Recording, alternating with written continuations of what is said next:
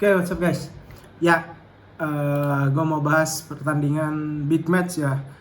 Premier League itu Chelsea lawan Manchester City. Chelsea dengan pelatih baru Enzo Maresca yang di pramusim kurang terlalu bagus, biasa-biasa aja. Dan harus ketemu Manchester City di laga awal mereka Premier League.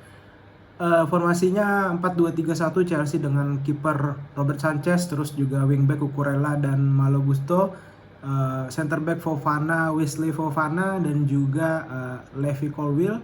Terus DM-nya itu Romeo Lavia dan Caicedo. Di depannya Palmer sebagai sayap kanan. Terus juga Nkunku debut, maksudnya bukan debut sih, tapi dia bermain sebagai starter lah di pertandingan ini. Karena musim lalu dia sering banget cedera dan belum dapat tempat, nggak terlalu banyak menit play atau nggak terlalu main lah. Di depan itu Jackson dan Enzo Fernandez sebagai attacking midfield.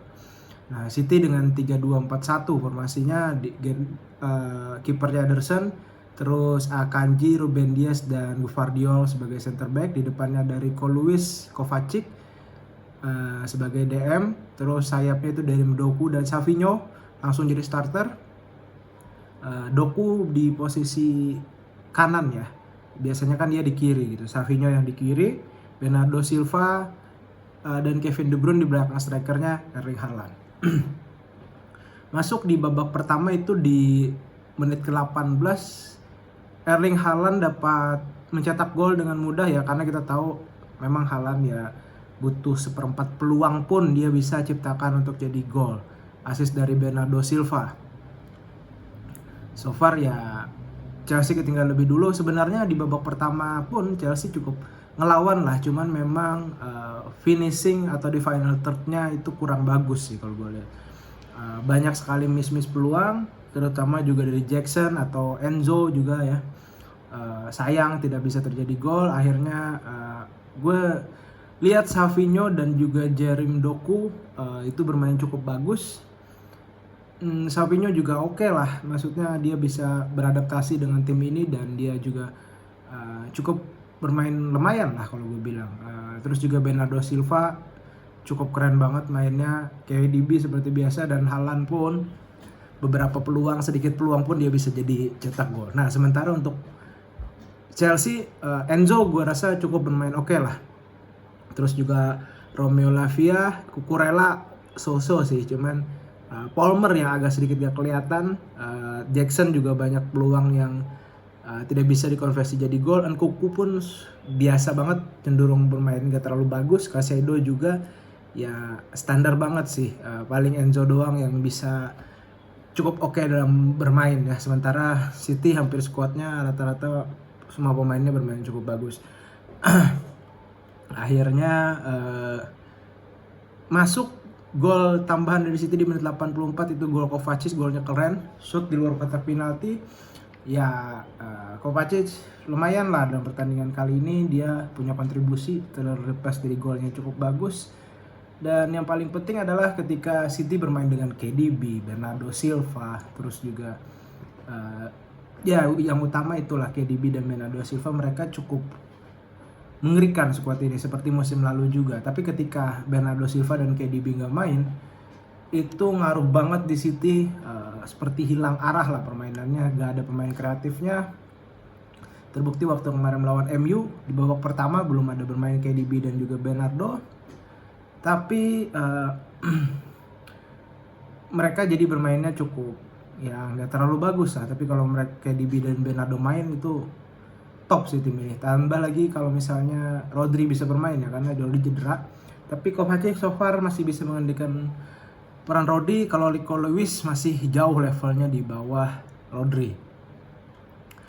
2-0 kemenangan dari City, dan ya awal musim yang sangat bagus lah. Sementara Chelsea gue lihat permainannya memang serangan mereka lumayan oke, cuman finishing dan di final third mereka agak karatan sih kalau gue bilang. Karena memang tim ini ya nggak ada terlalu pemain bintangnya, skuadnya hampir sama merata, jadi siapapun yang cedera praktis bisa digantikan. Jadi terlepas dari kasus Enzo waktu beberapa minggu lalu, tapi dia bisa menunjukkan di lapangan bahwa dia cukup bermain oke. Dan kita kalah Liga Real Madrid juara musim lalu melawan Mallorca. Madrid imbang dengan Mallorca 1-1, yang dimana gol Madrid itu dicetak oleh Rodrigo, assist dari Vinicius, dan juga sementara Mallorca bisa menyamakan lewat headingnya Muriqi lewat corner kick. Dan gue mau bahas sedikit pertandingan ini karena gue memang fans Madrid. Gue rasa di pertandingan kali ini tidak bermainnya Modric sebagai starter dan juga Kroos yang udah pensiun, memang waktu melawan Atalanta Madrid bisa menang, tapi gue lihat menangnya Madrid pun juga dari 2 gol yang blunder gitu. Nah, melawan Mallorca mereka memang praktis menguasai pertandingan, istilahnya mereka megang ball possession, terus juga mereka punya 13 shoot dan juga berbanding 12 ya dengan Mallorca. Sebenarnya mereka nggak terlalu bertahan banget. Memang di babak kedua ketika mereka sudah menyamakan kedudukan itu mereka cenderung menumpuk pemain di kotak penalti, dan Madrid sorry to say gue rasa minim kreativitas ya, karena tidak adanya Kroos, tidak ada pemain yang bisa mengatur ritme pertandingan, ritme permainan. Dan Mbappe, Vini mainnya ini terlalu di kiri gitu, menumpuk di kiri. Memang kita tahu Ancelotti di beberapa musim lalu juga sering menumpuk beberapa pemain di satu sisi, tapi nggak terlalu di situ-situ terus gitu. Tapi ini terlihat banget ke Vini, terus juga Mbappe atau Bellingham mungkin sekali-sekali passing ke pindah arah ke Rodrigo, dan kadang juga Rodrigo menumpuk di kiri juga. Jadi untuk lawan itu lebih apa ya istilahnya, sudah terbaca lah. Dan juga ya ini sih PR untuk Madrid, bahkan SG mereka pun cuma 0,6, mereka kesusahan untuk cetak gol, entah pemain yang kelelahan atau mungkin apa yang gue rasa gak ada chemistry-nya lah. Rodrigo cukup oke bermain, Vini di babak pertama doang bagus, sisanya di babak kedua Vini tenggelam, berkali-kali hilang bola. Mbappe pun coba shoot 2-3 kali, tapi memang masih di tepis kiper atau beberapa big chance yang memang belum bisa jadi gol. Terus juga Tchouaméni biasa banget. Jude Bellingham cukup bekerja keras, tapi ya gak seperti Bellingham pada biasanya. Yang gue gedek adalah Ferland Mendy, udah menit 90 dia malah melakukan pelanggaran dan dapat strike red card. Harusnya ini gak perlu gitu, udah menit 90 plus 7 loh. Memang ngotot untuk cetak gol, tapi ya kenapa harus bikin pelanggaran yang menyebabkan red card gitu. Ini kan berakibat bahwa Mendy tidak bisa bermain di pertandingan berikutnya, dan kita tahu Camavinga juga masih cedera. Jadi posisi back kiri pun kurang ya. Carvajal biasa banget juga mainnya, Militao ya biasa lah. Courtois lumayan, Rodriguez lumayan, tapi ya Carvajal setelah tidak adanya Kroos, kita sering melihat waktu dulu Kroos itu sering melakukan crossing ke Carvajal, sering banget malahan dia switch bola dari kiri ke kanan atau dari kanan ke kiri sebaliknya. Tapi setelah gak adanya Kroos, jarang. Carvajal cuma dapat 1 umpan crossing itu waktu itu dari Valverde ya kalau nggak salah, atau dari Bellingham. Sisanya Carvajal susah gitu mengatur ritmenya. Kalau nggak ada Kroos sih gue rasa Madrid kehilangan. Memang Madrid dapat Mbappe, tapi setelah nggak ada Kroos ini akan jadi PR yang cukup berat untuk Ancelotti, karena dia harus menyesuaikan dengan komposisi tim yang ada. Karena gue lihat pemain, terutama di lini tengah ya, pemain Madrid ini istilahnya pemain tengahnya itu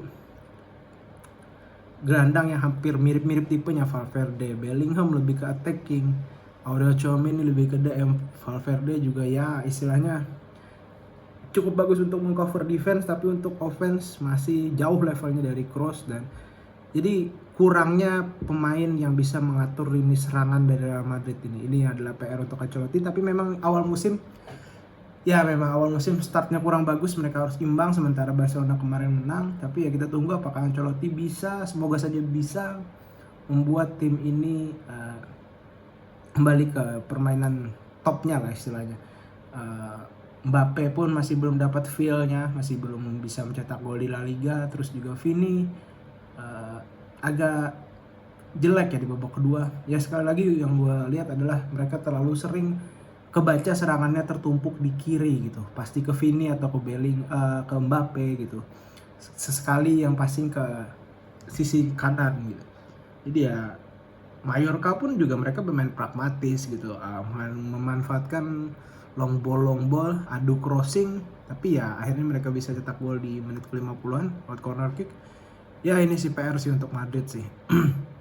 Belum klop karena memang belum ada pemain yang kreatif, Arda Güler masih belum bisa selevel itu, dan ketika masuk Modric membuat ada lah intinya kreativitas di serangan Madrid, lebih oke lah pegang bolanya, alur permainannya lebih nyaman lah. Tapi Modric kita tahu umurnya udah 39 dan gak mungkin bisa bermain sebagus waktu dia masih umur prime-nya.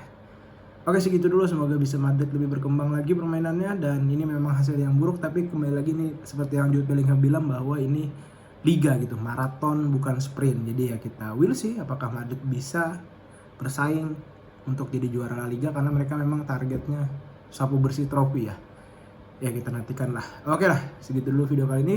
See you di video selanjutnya.